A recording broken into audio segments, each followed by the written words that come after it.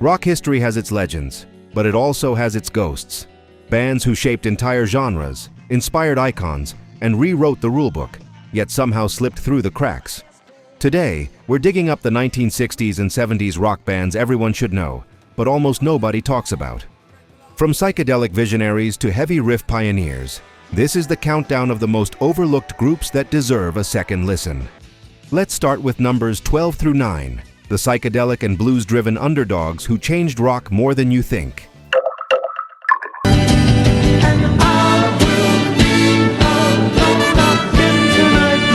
I still remember the first time I heard Love. It was late '67, and a friend shoved a vinyl into my hands like he was passing along some ancient secret. Forever Changes. At the time, we didn't know we were listening to one of the greatest albums of the decade.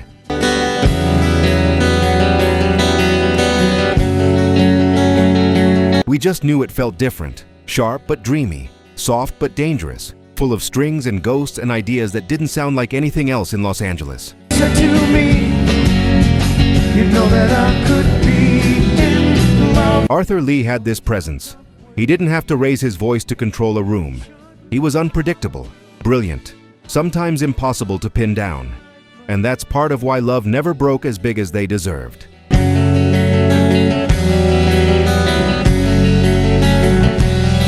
They were too ahead, too strange, too unwilling to play the industry's game. But when you drop the needle on that album today, you hear a band that could have stood next to the Doors, the Byrds, all of them. And honestly, outshined plenty of them.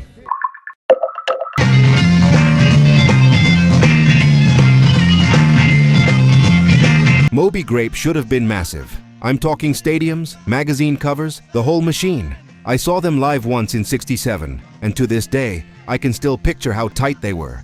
5 guys who could all sing, all write, and all play the hell out of their instruments.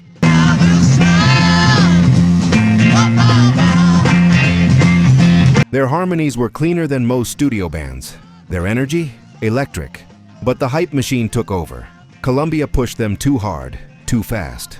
They released 5 singles on the same day, which sounded impressive at the time, but confused radio stations and buried the music under a mess of marketing.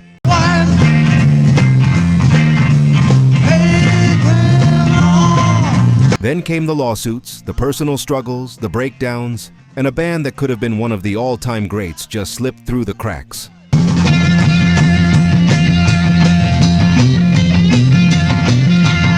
Their debut album remains one of the purest, strongest releases of the entire era. If it came out today, critics would lose their minds over it, the same way many musicians already have.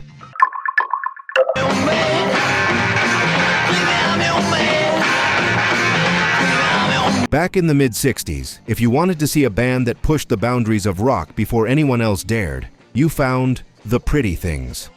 They weren't polished like the Beatles or Rolling Stones, and they didn't care to be. I'm your man. You don't gotta buy, baby. They were rough, loud, unpredictable, and that gave them a freedom most other bands didn't have.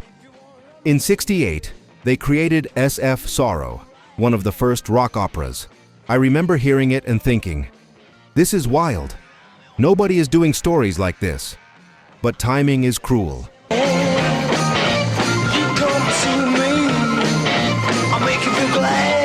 The Who released Tommy the next year, and history crowned them the pioneers.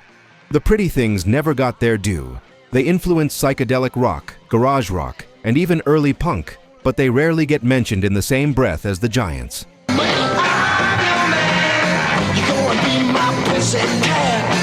They didn't play safe, and they didn't chase fame. They chased ideas, and sometimes that's not what sells.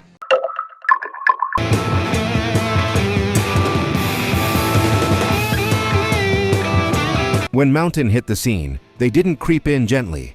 They arrived like a thunderstorm. I can still feel the vibration of Leslie West's guitar the first time I heard Mississippi Queen blast from a bar jukebox.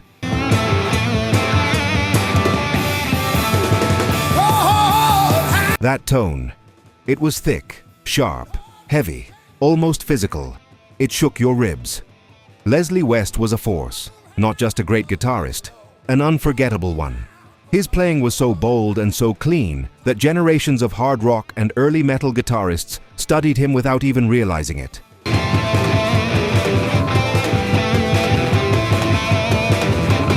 But Mountain had a short, chaotic run.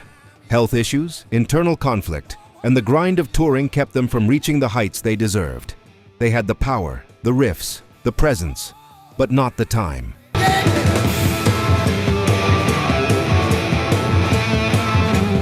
Even today, when young players go searching for the roots of heavy rock, they eventually land on Leslie West. And they always say the same thing: how did I not know about this band sooner?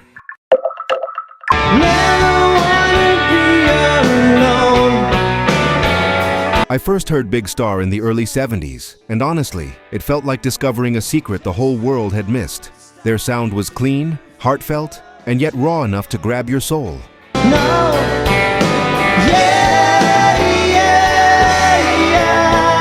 You could hear every guitar string, every beat of the drum, every longing in Alex Chilton's voice. They were the forefathers of power pop, even if nobody knew it at the time. Their albums, #1, Record and Radio City, were like blueprints for bands that wouldn't exist yet. R.E.M., The Replacements, Teenage Fan Club, you name it.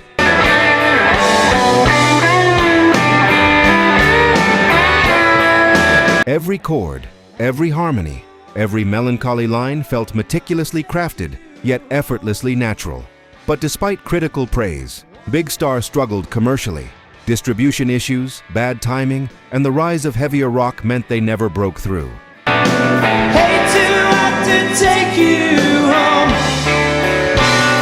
People talk about influential bands, but rarely do you get to witness one in real time, quietly changing the sound of the future while the world looks the other way. I was lucky enough to catch that quiet magic, and it haunts me still.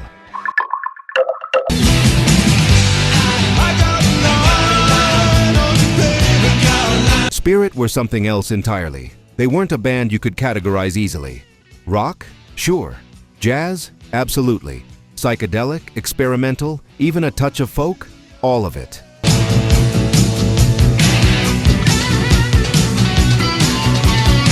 I remember seeing them perform live in the late 60s, and it felt like the stage was a laboratory. Every instrument a test tube, every note a chemical reaction. Their album 12 Dreams of Dr. Sardonicus, 1970, still blows my mind decades later.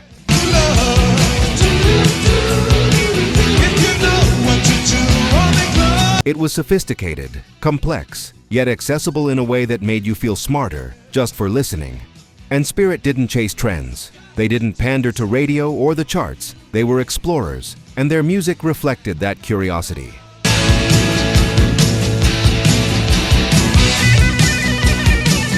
The sad part? They never got the attention they deserved. People called them too weird, too complex, or just out of reach. But if you really listen, Spirit weren't too far ahead of their time. They were exactly where rock needed to go if anyone had been paying attention. Hey, Rocklore community. Before we continue, let's have a real talk for a second, bro. You know, this isn't just a channel to us. And I hope it's not just a place you come to watch a video and then forget about it. This is a community. It's a place where we get to dig up the secrets of rock and roll, share our favorite riffs, and celebrate the artists who maybe didn't get the love they deserved. Right now, only about 1% of our viewers are subscribed. We can change that together and grow this community. All you have to do is hit that subscribe button with the notification bell on. When you do, you're not just helping a channel grow. You're becoming a member of the Rocklore family. You're signaling to us and to YouTube that these stories matter, that this music is worth preserving, and that this community is a place you want to be. Subscribing is your way of making sure you're always in the loop. It means you'll be the first to know when we unearth a forgotten legend, drop a new countdown, or dive into a piece of rock history you've never heard before. So if you're a true fan of the lore, if you get that same feeling of discovery that I do, then come join us. It takes 1 second to be a part of something bigger.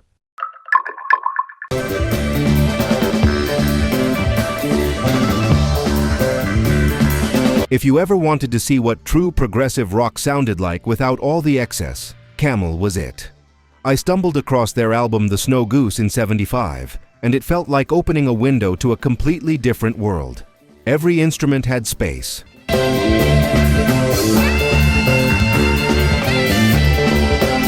Every melody told a story. And unlike many of their contemporaries, Genesis, Yes, Pink Floyd, Camel never let technical showmanship overshadow emotion.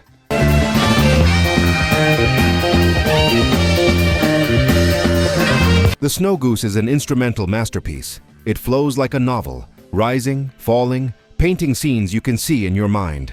I remember closing my eyes and being completely transported. It was cinematic before anyone called it that.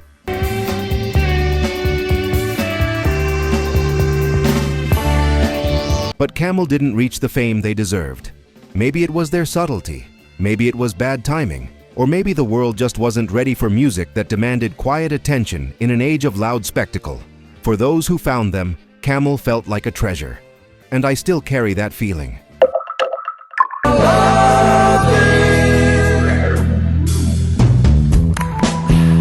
I'll never forget the first time I heard Odessi and Oracle. It was 1968. And the world was buzzing with the British invasion, psychedelia, and chart toppers.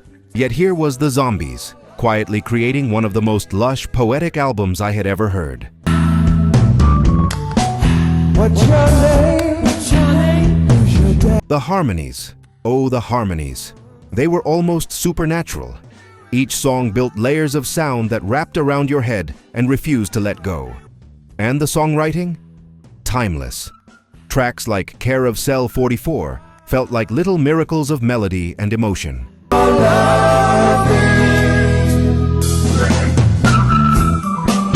They were underappreciated back then.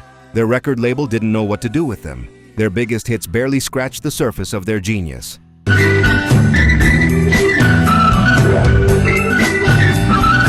But watching Odessi and Oracle age into a cult classic, seeing newer generations finally discover the Zombies, I realized one thing: truly great music doesn't disappear. It waits, and when it's found, it's unforgettable.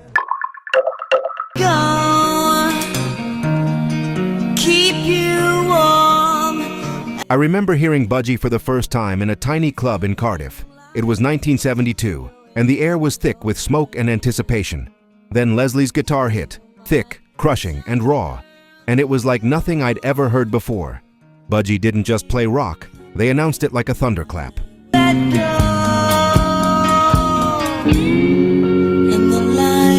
They were proto-metal before anyone really knew what metal even was. Every riff was bold, every drum beat precise but unpredictable, and their songwriting had this quirky intelligence that separated them from the standard heavy bands of the time.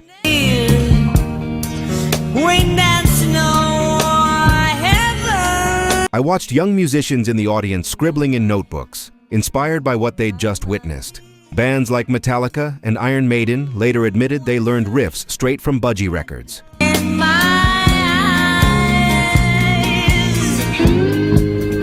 Yet mainstream radio didn't care. MTV didn't exist yet. Budgie were giants hiding in plain sight, quietly forging the future of heavy music.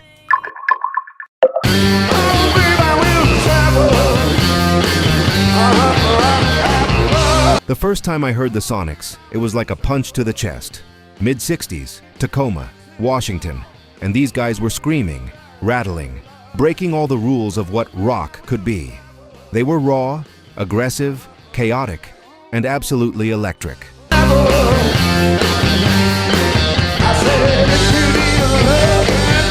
They didn't polish their sound. They didn't try to fit into charts or trends.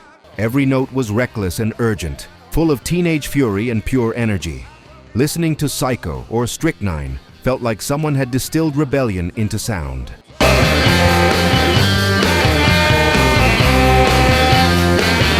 What's incredible is how prophetic they were.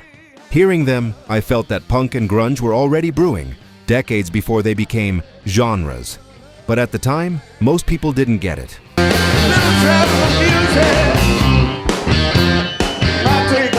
They were just noisy, weird, and threatening to the status quo. Now, We recognize the Sonics as visionaries who basically foretold the future of rock's edgiest movements.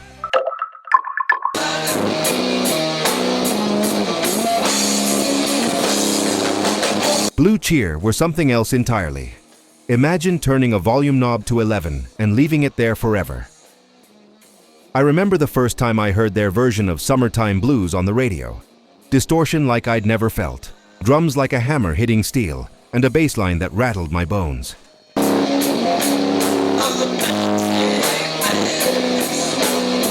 They were pioneers, one of the first bands to truly push rock into metal territory, and they did it with sheer audacity. Their sound was loud, chaotic, and boundary-pushing, a mix of aggression and innovation that terrified and thrilled listeners at the same time.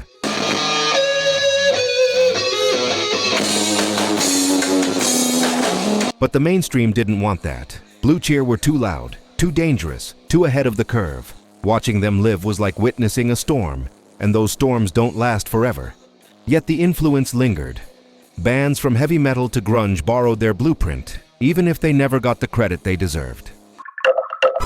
Make a sound, I push my bed into the ground in time to catch the sight that I was seeing. I have to say, the Move were unlike anything else in the UK during the late 60s. They were clever, daring, and completely fearless. You could hear pop sensibilities, psychedelia, and early hard rock all mixed into their singles, but somehow they made it sound effortless.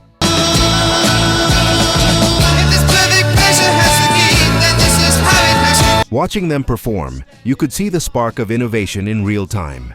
Every song had a twist, a surprise, a musical idea that didn't fit the conventional mold. And then, as if that wasn't enough, members of the Move went on to form Electric Light Orchestra, creating some of the most iconic music of the 70s.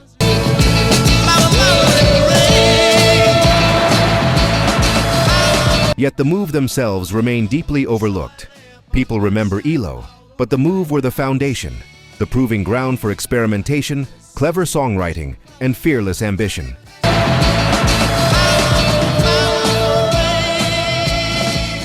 I saw it firsthand, a band that could have ruled the charts, but instead left a legacy that only true fans and historians fully understand. The journey doesn't end here, rock warrior. Watch this next.